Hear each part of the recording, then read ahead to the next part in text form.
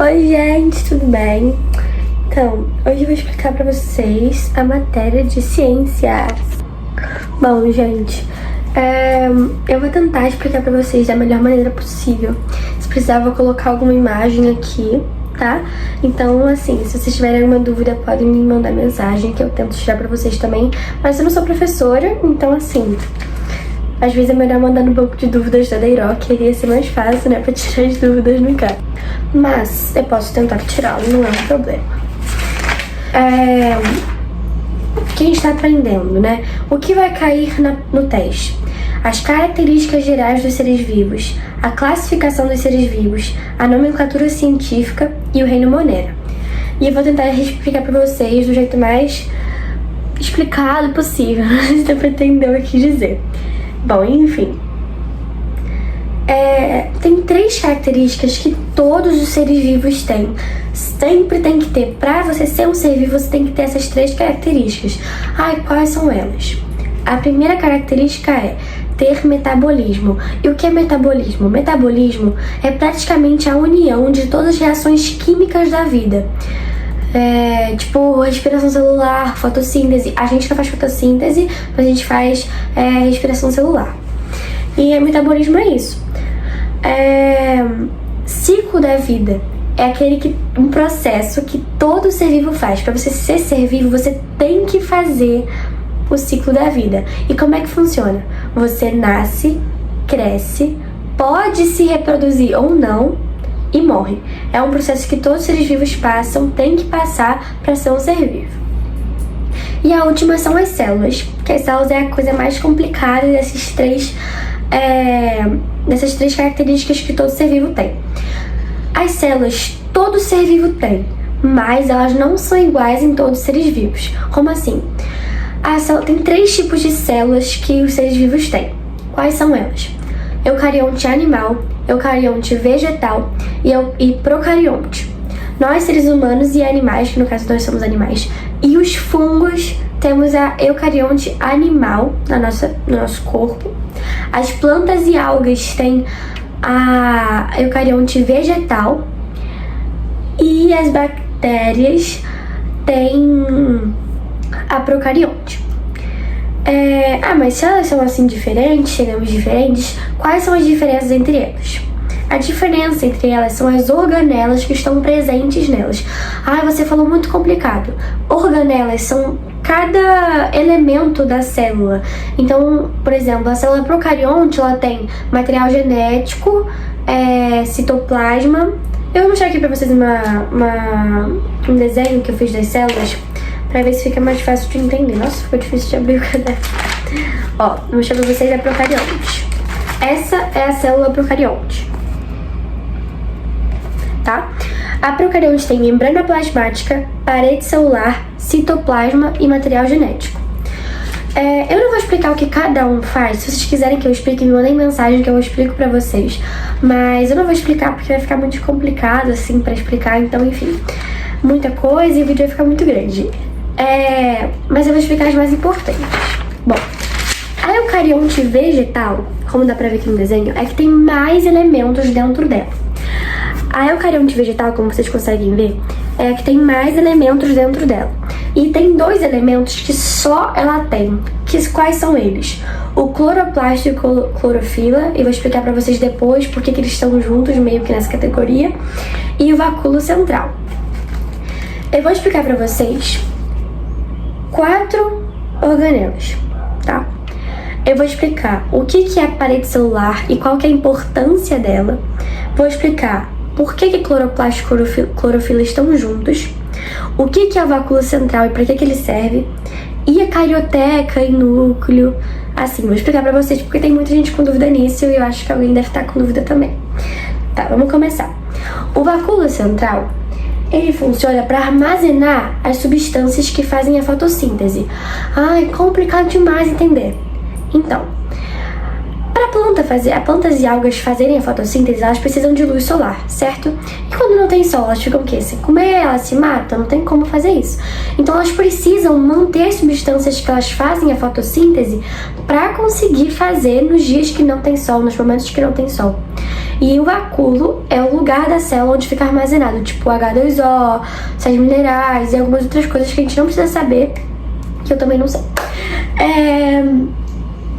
Esse é o vacúolo central, vacúolo, melhor se tiver vacúolo, porque ocupa mais espaço, né? Vacúolo central. O que é a mitocôndria? Não sei se eu falei se eu vou explicar a mitocôndria, mas eu vou explicar porque, sim. Tem uma musiquinha que eu sempre lembro que não é da nossa matéria, mas é aquela assim, ó, mitocôndria, que faz respiração. Aí o resto eu não vou cantar porque a gente não precisa saber dessa matéria, tá? Mas é pra isso, a mitocôndria literalmente precisa pra fazer respiração celular. Não esqueci desse, é a respiração celular, não é a respiração tipo, eu pego um gás carbônico e solto gás oxigênio. Não, é a respiração celular, que você libera energia. Não esqueçam disso, por favor. O cloroplasto clorofila. Enfim, vamos supor que eu sou clorofila. Eu sou um clorofila verde, tá? O clorofila é um pigmento verde que permite a planta fazer a fotossíntese. Mas vocês vão entender. Eu sou clorofila, pigmento verde, que ajuda a planta a fazer fotossíntese. E essa sala que eu estou é o cloroplasto. Entenderam mais ou menos? O clorofila fica dentro do cloroplasto. Por quê? Como o clorofila precisa, é muito importante para as plantas, ele precisa de uma proteção. Então ele fica dentro do cloroplasto. É isso mesmo, não tem muito mais o que falar. Que mais que eu falei que eu ia explicar? Parede celular e carioteca. Tá. Bom, gente, a parede celular é uma coisa mais firme, como é que é? Rígida. É mais rígida, assim, onde fica a borda. Fica na borda, assim, da célula, sabe? Ela preenche a célula, assim, em volta, dá uma proteção, sabe? Por quê? As células que se movimentam muito de um lugar para o outro precisam de uma proteção muito boa. Porque se elas se esbarrarem em algum lugar, elas vão acabar rasgando, sendo perfuradas, e a célula é muito importante, né? Então a gente precisa da parede celular para a célula ficar protegida. Além dela ficar protegida, a parede celular deixa a célula com um formato bem assim bonitinho, sabe? Bem certinho. Porque ela é mais rígida, sabe? Então ela não deixa a célula ficar meio molenga, ela deixa a célula ficar bem assim certinho. E agora eu vou explicar pra vocês o que é núcleo, carioteca e tal, porque tem muita gente com dúvida nisso, que eu tô sabendo. Enfim, bom, a carioteca, na verdade, vamos explicar o seguinte. O material genético é onde tem nosso DNA e blá blá blá blá blá blá blá blá. Ele é muito, muito, muito, muito, muito, muito, muito importante pra gente. Se a gente não tiver Perdão, gente, o meu negócio passando na minha tela. Se a gente não tiver nosso material genético, a gente não é o que a gente é, entendeu? Então ele é muito importante. O material genético, para ele ficar protegido nas células eucariontes, não esqueçam disso, nas células eucariontes, tá?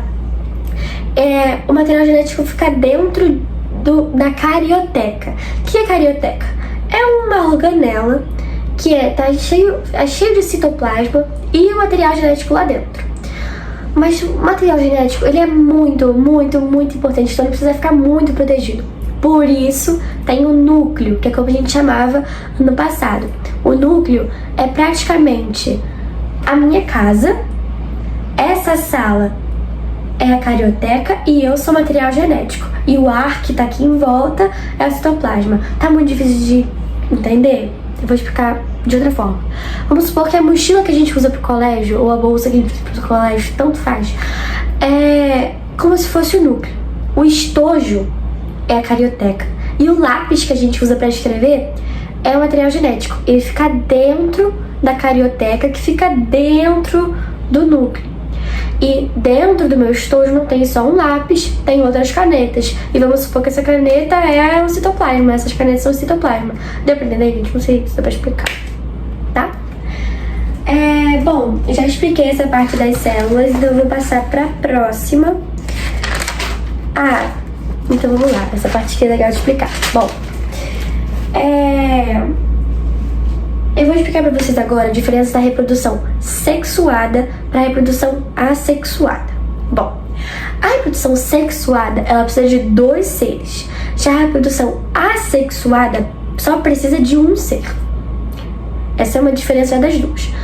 Segunda diferença quando tem a reprodução sexuada, tem mais características do que a assexuada.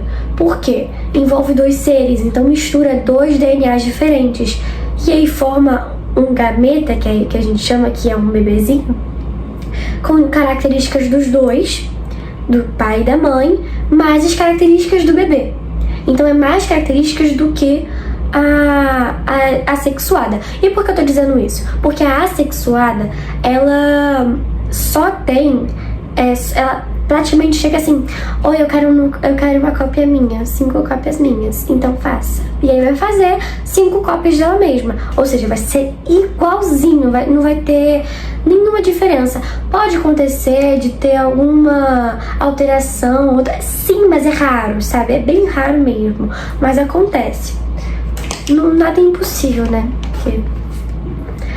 Outra diferença é que a sexuada é feita por plantas e animais e a assexuada é por bactérias e células.